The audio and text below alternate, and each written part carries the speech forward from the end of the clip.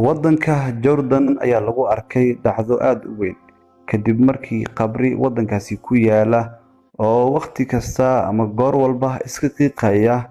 Dadkii waddankaasi ku noolaa ayay is yiraahdeen bal hubsada qabrigan waxa ku jira iyo qofku yahay ogaada. Kadibna waxay isku dayeen in qabrigii ay furaan oo weli qabrigii sii qiiqaya. Dadkii ayaa ku sii socda, waxay doonayaan qabriga inay afka ka furaan. qabriga ayay sii furayaan oo u jeedaan. waxaa la socda taqaatiir ayaa la socota. taqaatiirtan aydan waxay isku dayayaan inay qabrigani ay ogaadaan misana qabrigani qofku ahaan jiray iyo waxa markaasi qofkaasi uu gali jiray iyo howlaha uu qaban jiray inay ogaadaan. baaritaan noocaasi ay isku dayeen. taqaatiirtii ay isku dayaysaa inay qabrigaasi afka ay ka furaan. waa la furay waad u jeedaan. wuu sii qiiqayaa. qabrigii waa la furay, qiiq ayaa ka sii baxaya. qiiq waad u jeedaan. marada ayaa laga sii furayaa. waxay rabaan inay ogaadaan waxa markaasi ku jira marada dhexdeeda.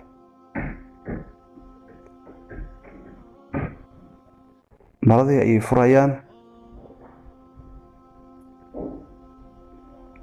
bal aan aragno waxa ka soo bixi doona maradan dhexdeeda.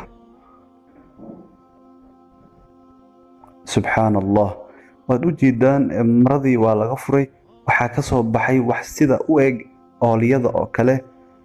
maradii marada ku dhegan ayaa ka soo baxay oo wax gubtay ah, wax baaba'ay oo gubtay. waa sida dhuxushi oo kale u madoobaaday. waad u jeedaan. ummadda Soomaaliyeed inta badan waxay u badan yihiin inay raadiyaan jago ama xilal ay raadiyaan misana ay ku doonayaan xoolaha dadweynaha in ay ku dhacaan. haddaba waxaan ugu digayaa khatarta noocan ah. waxa maanta adduunyo ayaad joogtaa. adduunyada waxaa kaga sii dhow aakhira ayaa kaga sii dhow. waayo markastoo qofka bini'aadamku wuxuu ka baqayaa geeri. waqti kastoo gaari uu raaco waxaa ka baqayaa geeri. talaabo kastoo qaado wuxuu ka baqayaa geeri. hadwaad u jeedaan waa la furay, marada laga furay u jeedaan. maradii oo gubatay oo qiiqii ka sii baxayaad u jeedaan. u qiiqayaa. subxaan allah, waad u jeedaan. waa midkaasi waa madaxii weeyaan. madaxii waxaa ka soo haray laf gubtay oo madow noqday oo qiiq ka sii baxay waad u jeedaan.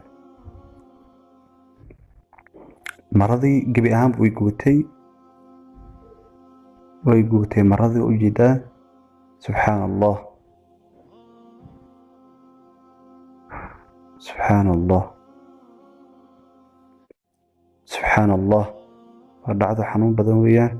dadka waa inay arrinkan noocan ah ay ka foojignaadaan.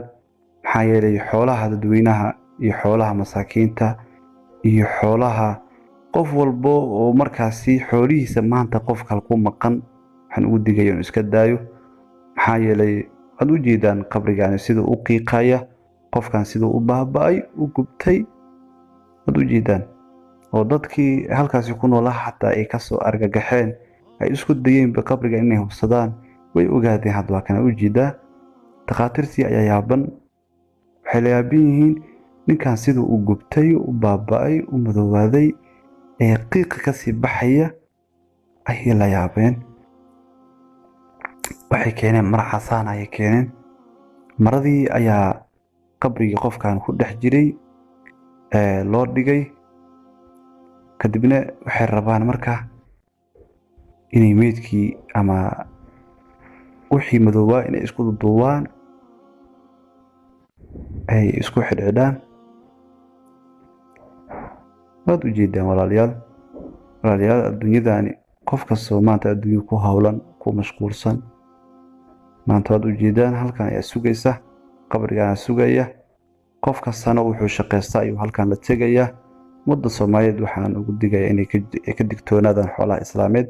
qof kastoo muuqaalkan arkaa sii sheer gareeyo. hala wadaago walaalkiisa oo ku mashquulsan howlaha